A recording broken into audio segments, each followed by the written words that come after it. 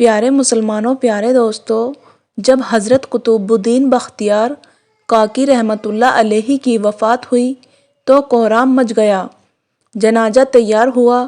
ایک بڑے میدان میں جنازہ پڑھنے کے لیے لایا گیا۔ مخلوق مور و مگس کی طرح جنازہ پڑھنے کے لیے نکل پڑی تھی۔ انسانوں کا ایک بڑا سمندر جو حد نگاہ تک نظر آتا تھا۔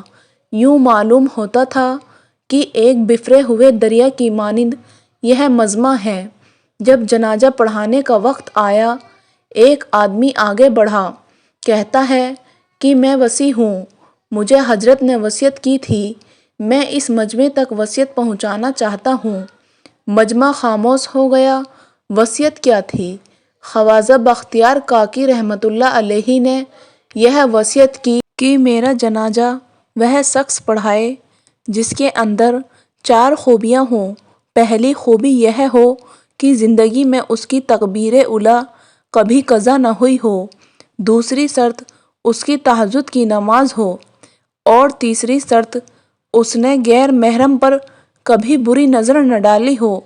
چوتھی بات یہ ہے کہ اتنا عبادت گزار ہو، یہاں تک کہ اس کی اثر کی سنتیں کبھی بھی نہ چھوڑی ہوں۔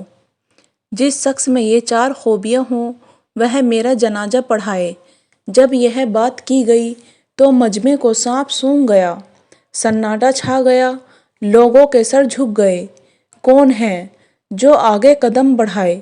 کافی دیر ہو گئی، یہاں تک کہ ایک آدمی روتا ہوا آگے بڑھا، حضرت بختیار کاکی رحمۃ اللہ علیہ کے جنازے کے قریب آیا، جنازے سے چادر ہٹائی اور کہا، قطب الدین، آپ خود تو فوت ہو گئے، مجھے رسوا کر دیا۔ اس کے بعد پھر مجمع کے سامنے اللہ کو حاضر ناظر جان کر قسم اٹھائی کہ میرے اندر یہ 4 خوبیاں موجود ہیں۔